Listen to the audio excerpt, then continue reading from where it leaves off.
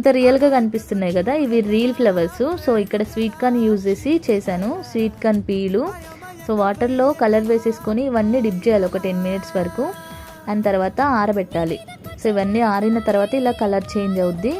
And ఇక్కడ నేను ఒక పీల్ని 4 parts లాగా కట్ చేసుకుంటున్నా. ఎలా అంటే విడ్త్ తక్కువ అండ్ హైట్ ఎక్కువ ఉండాలి. హైట్ ఎందుకు అంటే పెటల్స్ లాగా యూజ్ చేస్తాం కదా, సో అందుకు హైట్ ఎక్కువ ఉండాలి. అండ్ ఇక్కడ నేను చూపించిన విధంగా మిడిల్కి ఫోల్డ్ చేసేసుకొని నాట్ వేసేసుకోవాలి. ఫ్లవర్స్ మనం నాట్ ఎలా వేసేసుకుంటామో అలా. ఇలా మనకి ఫ్లవర్ ఎంత సైజులో కావాలో అన్ని పెటల్స్ లాగా పెట్టేసుకోవచ్చు. సో నాకు ఇది మొత్తం అయిన తర్వాత అనిపించింది, అబ్బా పింక్ ఉంటే బాగుండేది, కల్వ పూల్లా ఉండేది, లోటస్ లాగా. ఆరెంజ్ ఉంది కదా అని అనుకున్నా, బట్ ఈసారి ట్రై చేస్తా పింక్తో. సో కలర్గా అన్ని కలర్స్ యూజ్ చేస్తే ఎలా ఉంటుందో చూద్దాం. ఇంకొకసారి ట్రై చేస్తా. మీకు మాత్రం ఈ ఐడియా నచ్చింది అనుకుంటున్నా. నచ్చితే మాత్రం లైక్ చేయండి. Thank you for watching. Bye bye.